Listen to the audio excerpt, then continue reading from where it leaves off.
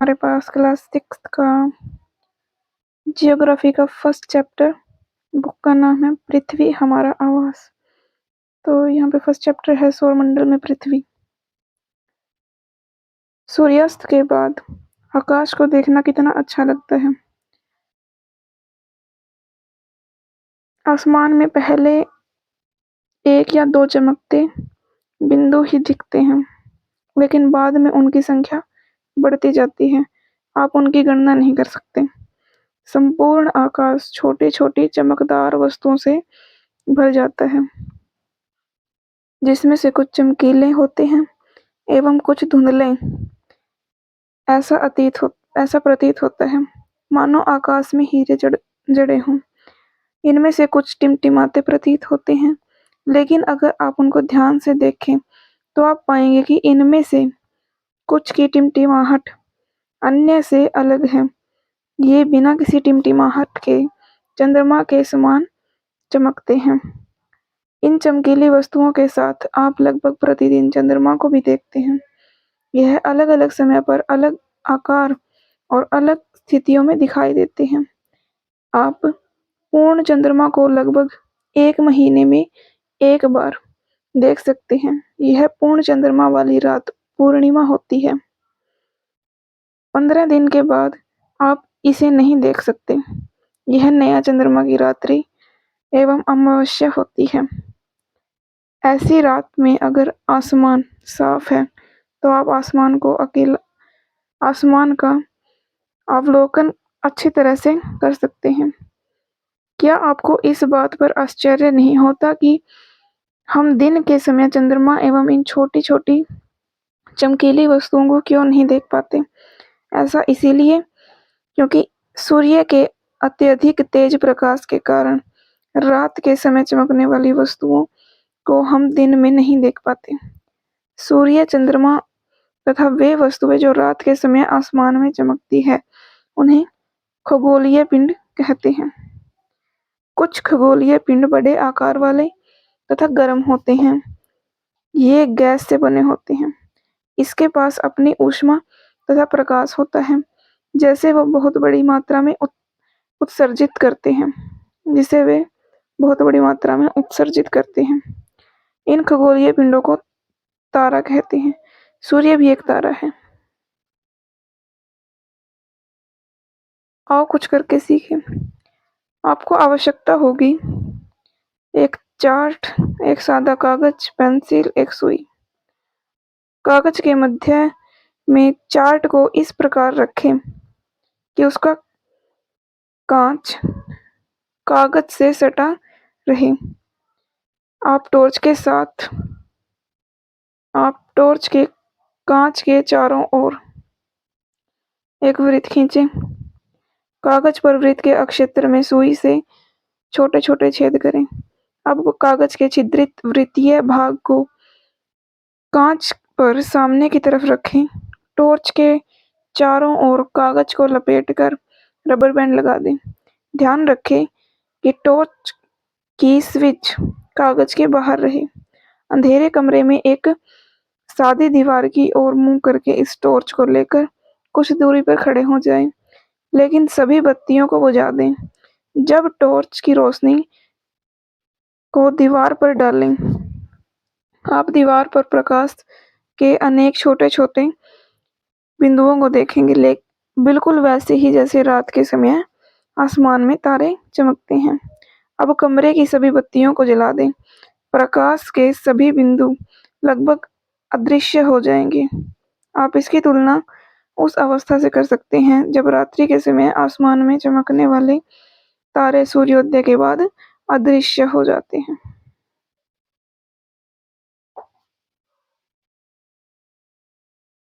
रात के समय चमकते हुए अनगिनत तारे सूर्य के समान ही हैं, लेकिन हमसे बहुत अधिक दूर होने के कारण हम लोग उनकी ऊष्मा एवं प्रकाश को महसूस नहीं करते। वे अत्यंत छोटे दिखाई पड़ते हैं। आपने अवश्य ही ध्यान दिया होगा कि कुछ दूरी से देखने पर सभी वस्तुएं छोटी दिखाई देती है। अत्यधिक ऊंचाई पर उड़ रहा हवाई जहाज कितना छोटा दिखाई देता है। रात्रि में आसमान की और देखते समय आप तारों के विभिन्न समूहों द्वारा बनाई गई विविध आकृतियों को देख सकते हैं। वे नक्षत्र मंडल दिखाई देते हैं। अर्सा मेजर, बिग बियर इसी प्रकार का एक नक्षत्र मंडल है। बहुत आसानी से पहचान में आने वाला नक्षत्र मंडल है। सप्तऋषि, सप्त सात ऋषि संत, यह 7 तारों का समूह है जो कि नक्षत्र मंडल अर्सा मेजर का भाग है। अपने परिवार तथा पड़ोस में किसी बड़े व्यक्ति से कहिए कि वह आपको आसमान में और अधिक तारों, ग्रहों और नक्षत्र मंडल को दिखाए। प्राचीन समय में लोग रात्रि में दिशा का निर्धारण तारों की सहायता से करते थे। उत्तरी तारा उत्तर दिशा को बताता है। इसे ध्रुव तारा भी कहते हैं। यह आसमान में हमेशा एक ही स्थान पर रहता है। हम सप्तऋषि की सहायता से ध्रुव तारे की स्थिति को जान सकते हैं। ये हमारे पास है ध्रुव तारा।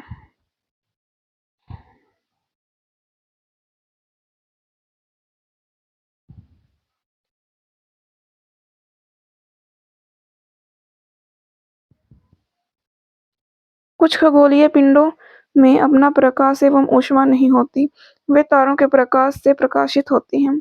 ऐसे पिंड ग्रह कहलाते हैं।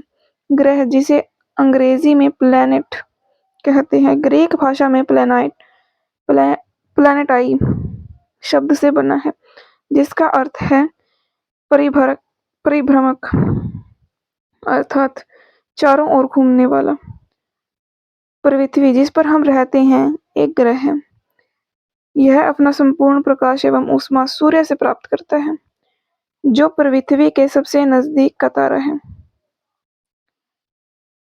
पृथ्वी को बहुत अधिक दूरी से, जैसे चंद्रमा से देखने पर यह चंद्रमा की तरह चमकती हुई प्रतीत होगी।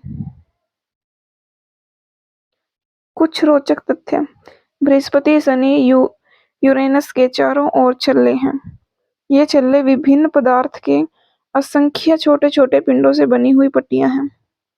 पृथ्वी के इन छल्लों को शक्तिशाली दूरबीन की सहायता से देखा जा सकता है।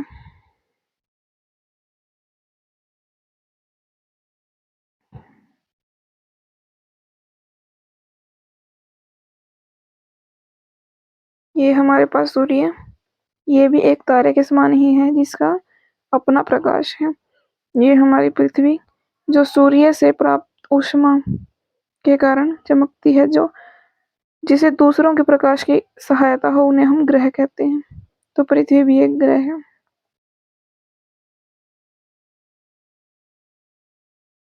आसमान में दिखने वाला चंद्रमा एक उपग्रह है। यह हमारी पृथ्वी का सहचर है तथा इसके चारों ओर चक्कर लगाता है। हमारी पृथ्वी के समान 7 अन्य ग्रह हैं जो सूर्य से प्रकाश एवं ऊष्मा प्राप्त करते हैं। उनमें से कुछ के पास अपने चंद्रमा भी हैं। सौरमंडल। सूर्य, 8 ग्रह, उपग्रह तथा अन्य खगोलीय पिंड जैसे क्षुद्र ग्रह, उल्का पिंड मिलकर सौरमंडल का निर्माण करते हैं। उसे हम सौर परिवार का नाम देते हैं, जिसका मुखिया सूर्य है। सूर्य सौरमंडल के केंद्र में स्थित है।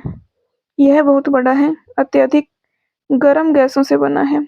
इसका खिंचाव बल जिससे सौरमंडल को बांधे रखता है।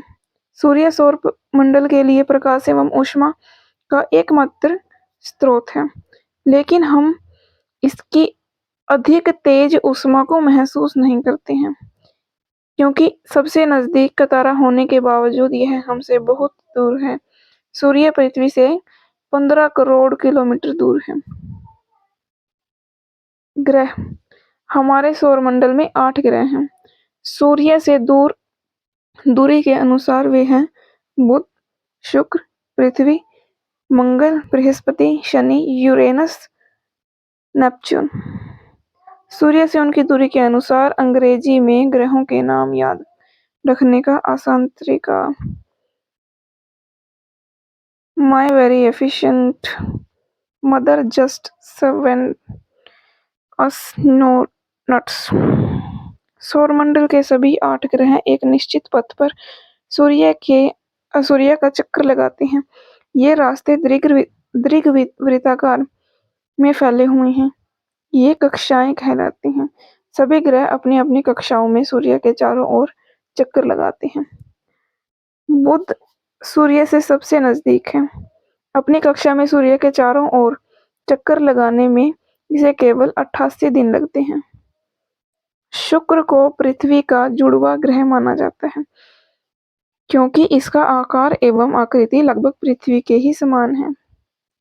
अब तक प्लूटो भी एक ग्रह माना जाता था, परंतु अंतर्राष्ट्रीय खगोलीय संगठन ने अपनी बैठक अगस्त 2006 में यह निर्णय लिया कि कुछ समय पहले खोजे गए अन्य खगोलीय पिंड तथा प्लूटो बौने ग्रह कहे जा सकते हैं।